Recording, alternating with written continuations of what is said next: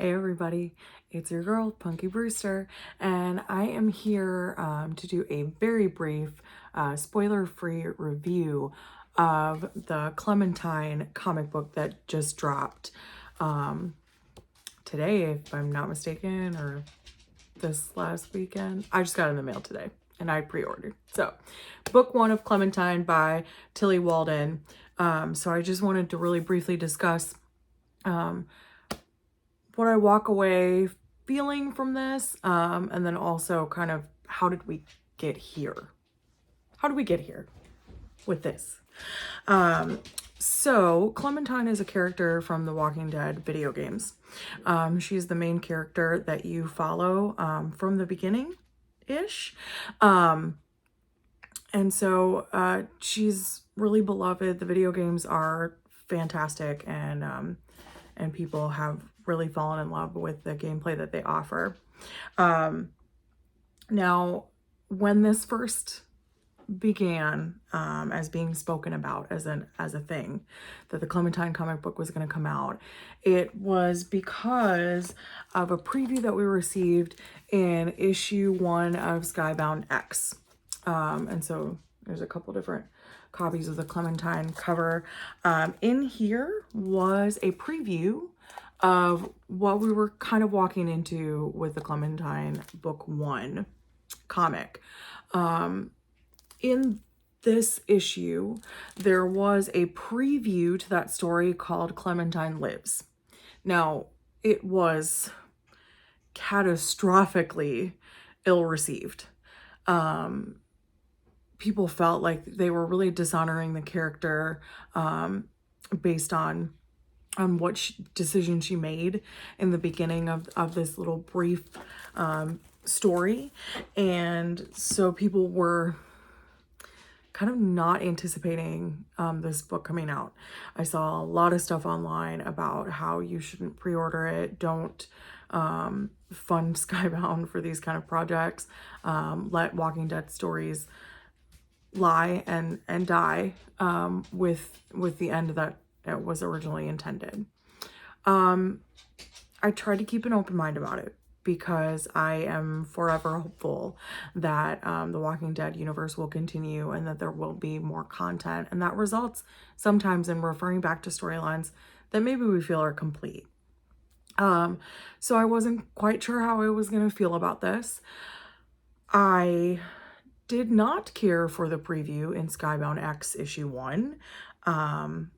And then I did see that Clementine issue 1 was going to be available on Free Comic Book Day. So I did get my hands on a Free Comic Book Day issue 1 of the Clementine book. It left me feeling meh about it. It was okay. It was okay. There was nothing to write home about in this. Tilly Walden has a very specific style that is clear to me. She is an author as well as an illustrator, so I have respect for that. I don't hate the look of her books, but it is very specific, and it is very different than the way that we're used to seeing pretty much anything else in The Walking Dead illustrated, in my opinion. It does have some of the grit that the Walking Dead comic books have, but that streamlined look that everyone loves from Telltale games is nowhere to be seen in this. So don't go into it anticipating that at all. It really didn't get too far into the story in this issue 1, and so I was curious to see what else was going to be out there. And I will say there is a bomb variant cover of this book that I am super pissed I didn't see that day. I went to 2 comic book stores on Free Comic Book Day and did not see the variant cover, which is similar to the Walking Dead Deluxe variant covers, where it's the face half regular character, half zombified. And so that is really cool, and I wish I could get my hands on that. And it's like extremely expensive online, so it's not for me right now. Maybe one day. But for a book I didn't love, like, to go after, you know, $150 copy of the variant, Like, why? So this is fine. I have a couple different copies of this because I will give some of these away in giveaways in the future. But it's an okay beginning to the story. It's all right. It's better than the Skybound X1 portion. It's better than the Clementine Lives portion because that is the portion that made everybody salty. But it isn't like super great. So I did receive the book today and I did immediately sit down and read through this. I wanted to get a review out really quickly so that you guys could get kind of the full picture on what this is and how you might feel about it. Now, initially I thought, oh, there's no way that I'm going to enjoy this. There's no way. It's going to be weird. And the beginning of the book is a little clunky, right? The story, the dialogue is awkward. And I get they're teens, right? Clementine is 17, she thinks, in the story. So this follows up after the Telltale Games pretty much immediately, if not shortly thereafter, because she is listed as being 17 in the end of chapter 4. So this does follow up shortly thereafter. I get they're teenagers, and so that does kind of make sense. There would be a little bit of awkward dialogue, but it's almost like it's like too rapid fire, but not in like a quirky, witty way, like in a, that is not a natural end to that conversation. Now, to be fair, we're post-apocalypse, so would these teens have social skills? Maybe not. So fair, right? I will say that there's an introduction of a couple new characters who I found moderately interesting. One I actually kind of like a little bit, and then the other ones I could take or leave. There is also the addition of a adult character who's introduced at some point during this book, and I did kind of like his story as well.